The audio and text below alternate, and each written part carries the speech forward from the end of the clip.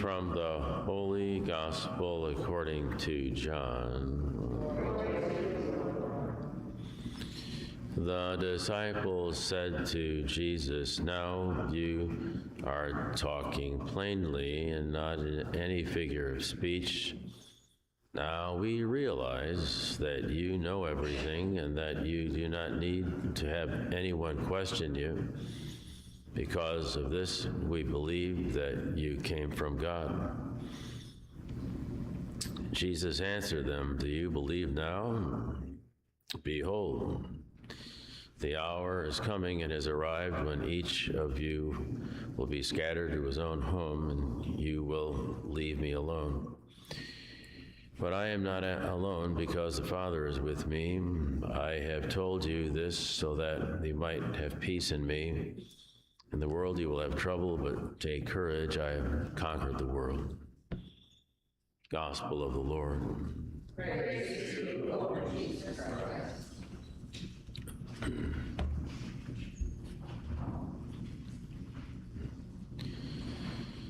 This gospel is part of a long address that Jesus gave to his followers who really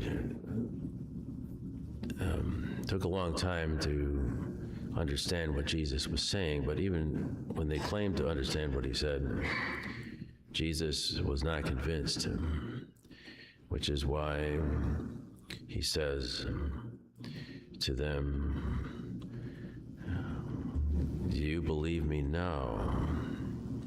He's challenging them on the point in the sense that they started becoming pretty enthusiastic for Jesus, but faith is not the same thing as enthusiasm. And the test of it is the fact that Jesus said that I'm telling you, you will have trouble in the world, even though the church will be in existence. The world will not overcome you, but it's not going to be easy. But he says, "Know that I have conquered the world."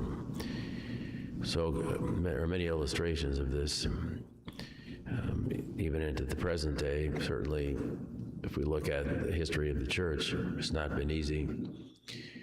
Pope John I,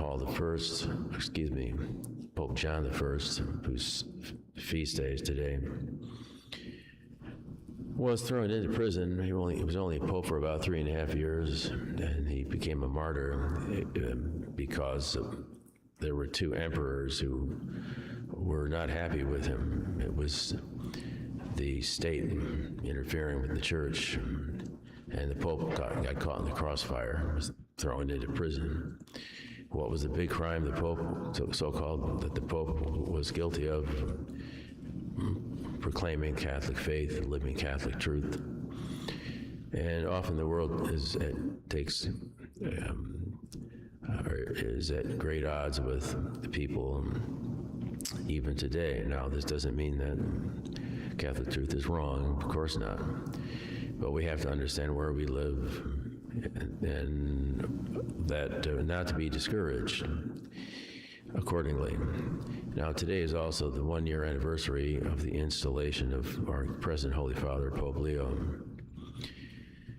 So that's good. Now, he has his work cut out for him, because there are members of the hierarchy, especially in certain countries like Germany, who have very strange agendas.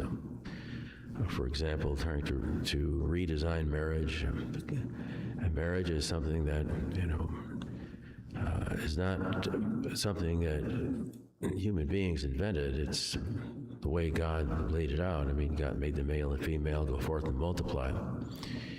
We should be happy with that. But there are some people in the hierarchy, especially in Germany and other areas, who are not. Now, the Pope has to stand up and make some changes, and we pray that he will over time. It's an example of worldliness seeking into the church. Now, the world isn't all bad. God made it, but the problem is when there are many people in the world who are not really open to the truth. And there are so many bad ideas connected with the worldly people thinking that religion, especially the Catholic religion, is bad. If you don't need it, it's not a good thing. And many people are influenced by this kind of thinking. So Jesus certainly was right in saying that you will have trouble in the world. Well, you have trouble in the world, and which is not just, it's not to belabor the point, to depress people. That isn't the point. But Jesus was trying to set us up for what to expect, and not to allow ourselves to be compromised by, in our beliefs and so forth. Now, the church has great influence throughout the centuries, and many people have embraced and continue to embrace the faith and live it and take it seriously. We have many official canonized saints in the church.